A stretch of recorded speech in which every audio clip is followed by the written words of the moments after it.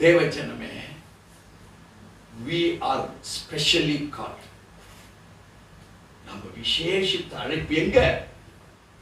இந்த இடத்திலிருந்து இடமாற்றம் இல்லை, மைண்டே ரெஃப்ரெஷ் பண்ணி நம்மளை அழைச்சிருக்கிறார்.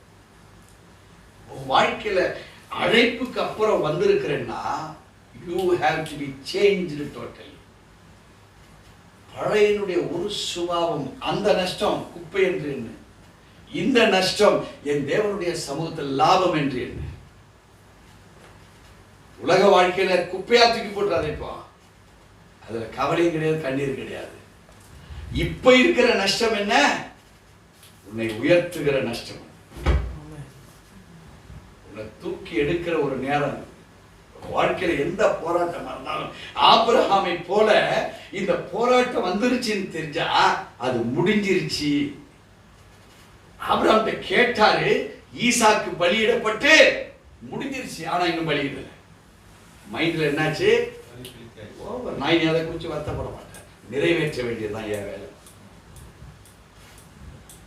இதை இன்னிலிருந்து சிந்திச்சு ஒரு வாழ்க்கை நடத்தி பாருங்க. எது முடியலையோ அது முடிஞ்சிருச்சு. எது பிரச்சனையோ அது தொடர்ந்து ஒன்று ஆளுகை செய்து வந்தா உன் மைண்ட் டெய்லி அதை பார்த்துட்டு இன்னும் இந்த கஷ்டம் தெரியல அப்படி நினைக்காத, இப்ப கஷ்டம் தீர்ந்துச்சு. உன்னுடைய நோக்கத்தை பார்க்கிறார். இங்கே ஆபிரகாமுடைய நோக்கம், total concept, it was entirely different in the sight of God.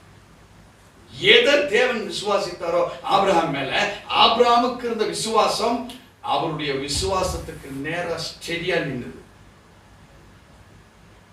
தேவன் எதை ஆபிரகாமுக்கு எதிர்பார்த்தாரோ அந்த எதிர்பார்ப்புக்கு நேராக ஆபிரகாம் மிக சரியா இருந்தார்.